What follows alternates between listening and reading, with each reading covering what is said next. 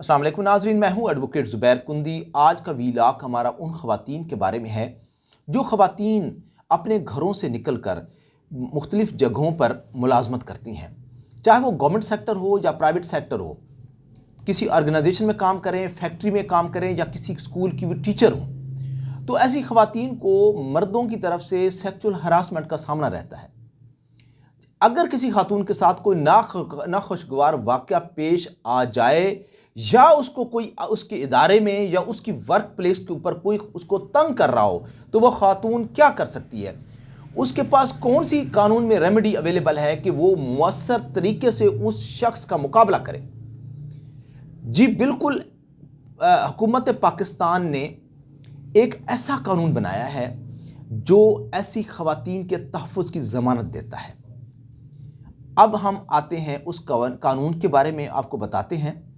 The protection against the harassment of women at work place act 2010 के बारे में हम आपको बताते हैं कि एक खातून जो किसी जगह पे काम करे, चाहे गवर्नमेंट डिपार्टमेंट हो या कोई और डिपार्टमेंट, उसकी वर्क प्लेस उसके लिए निहायत फिजिबल होनी चाहिए। ये कानून हमें बताता है कि ऐसी खातून को कोई शख्स तंग नहीं कर सकता, ना ही उसको सेक्सुअली हरास कर सकता है, ना ही उसके काम में कोई रुकावट बन आ सकता है, ना ही हीले बहाने से उसको किसी किस्म के डरा धमका कर उससे इमोरल एक्ट करने पर उससे मजबूर कर सकता है। अगर कोई ऐसा करने की जुर्रत करे, वो किसी इदारे का सरबराह ही क्यों ना हो, तो ये कानून उस औरत के हक में खड़ा हो जाएगा और उस शख्स से ऐनी हाथों से निपटा जाएगा। सिर्फ मसला आगाही का है। ख़वातीन को आगाह होना चाहिए कि उनके राइट्स क्या हैं। अगर किसी औरत के साथ ऐसा मसला हो जाए तो वो जो कानून है, the protection against the harassment of women at work place act 2010, उसका सेक्शन 2H बड़ा वाज़ेह है। उसके तहत वो खातून एक कंप्लेंट दर्ज करेगी अपने ही डिपार्टमेंट में कि किसी बड़ी अथॉरिटी के पास, अपनी ही अथॉरिटी के पास। अगर उसका कोई कुलीग है तो अपनी अथॉरिटी के पास करेगी। वो अथॉरिटी उसके ऊपर एक्शन लेते हुए 3 दिन के अंदर अंदर जो है ना वो मामला वो एक कमेटी को रेफ़र कर देगी, इंक्वायरी कमेटी।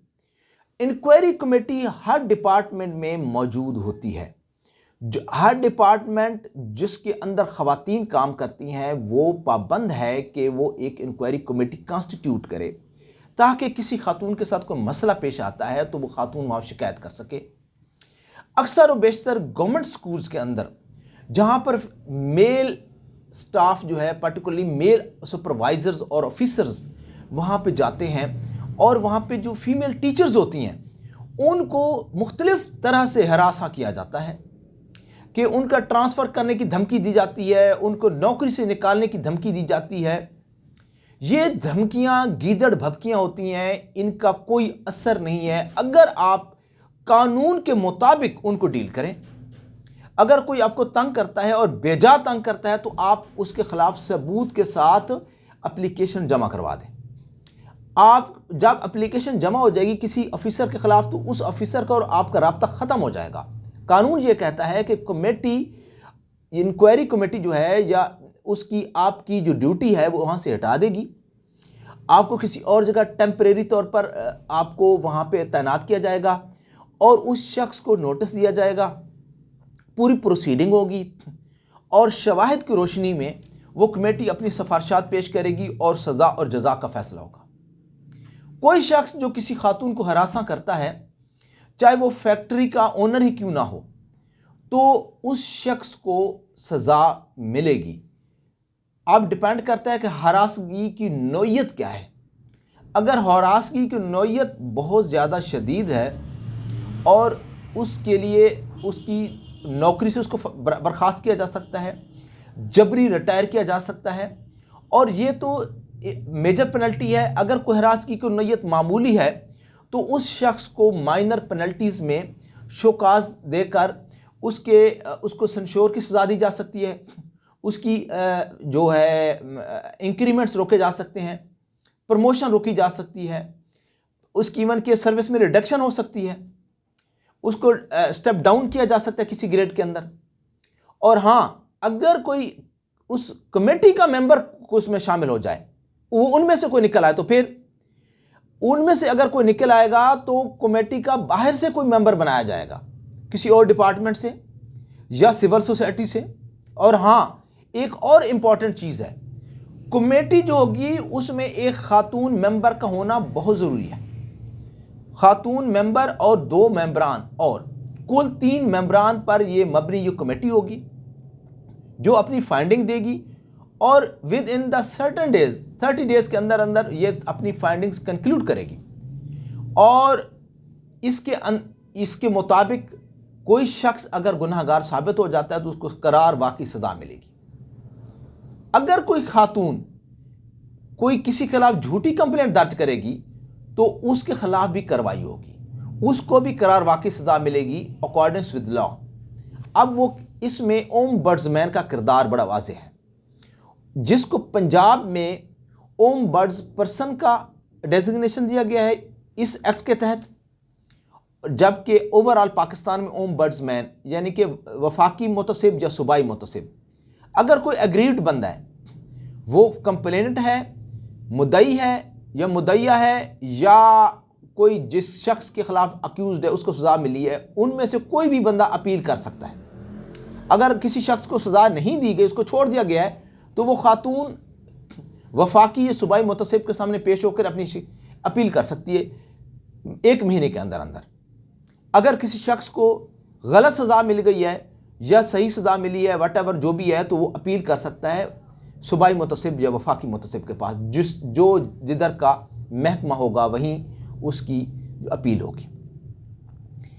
یہ بات کلیئرٹی کے ساتھ آپ کو سمجھ آ گئی ہے کہ اب خواتین کو گھبرانے کی، ڈرنے کی کوئی ضرورت نہیں ہے، وہ سکون سے اپنا کام کر سکتی ہیں. یہ جتنے قوانین ہیں یہ ان کی تحفظ کے لیے بنائے گئے ہیں. اس ایکٹ کے جو ویمن ایٹ ورک پلیس جو ایکٹ ہے، اس کے علاوہ اور بھی قوانین موجود ہیں جو خواتین کے فیور میں موجود ہیں. ہم انشاءاللہ آنے والی ویڈیوز میں ان کا بھی ذکر بھی کریں گے. اور آج تو ہمارا the protection against the harassment of women at workplace act 2010 کے بارے میں یہ ہمارا ویلاگ ہے. اور امید ہے کہ آپ کو یہ ویڈیو پسند آئی ہوگی، اور اگر کوئی ایشو ہے تو ہم سے آپ کانٹیکٹ بھی کر سکتے ہیں. اور آپ کو کوئی فردر کسی قسم کی ضرورت ہو تو کتابیں موجود ہیں، آپ ایکٹ پڑھ کے خود سے بھی اس سے رہنمائی لے سکتے ہیں. وفاقی یا صوبائی محتسب کے آفس میں جا کر بھی آپ اس سے رہنمائی لے سکتے ہیں.